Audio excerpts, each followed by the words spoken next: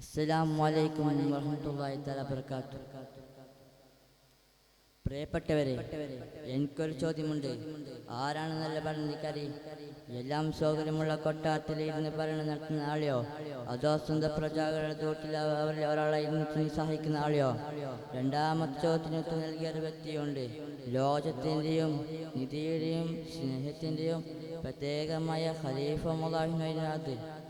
അറബിൻ ഭൂമി തണുപ്പുള്ള ഒരു രാത്രി മദീന നഗരം നിദ്രയിലാണ്ട് കഴിഞ്ഞിരുന്നു. ഖലീഫ മുലാഹിമിനെ തൻ്റെ പതിവ് യാത്രയ്ക്ക് ഇറങ്ങി. സാധാരണ വസ്ത്രം ധരിച്ചാലും തിരിച്ചറിയാത്ത വിധത്തിൽ അദ്ദേഹം നഗരവീഥിയിലൂടെ നടന്നു. ഓരോരോ വീടിൻ്റെ അവസ്ഥ മനസ്സിലാക്കുക, പാട്ടവർക്ക് എന്തെങ്കിലും സഹായം വേണമെന്ന് അന്വേഷിക്കുക, അതായിരുന്നു അദ്ദേഹത്തിൻ്റെ ലക്ഷ്യം.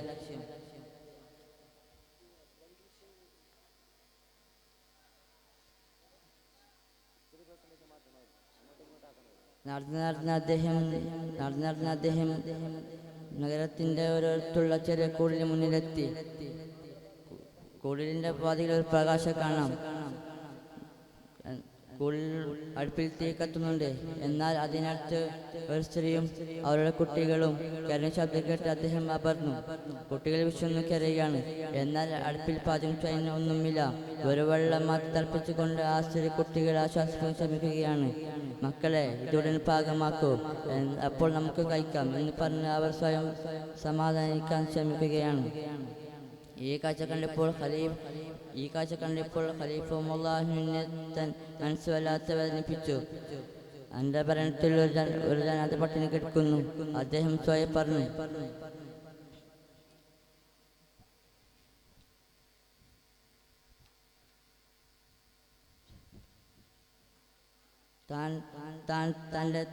തൻ്റെ തിരിച്ച പണത്തിലേക്ക് ഓടി.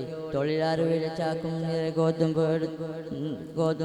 എടുത്തു, മാവും എടുത്തു.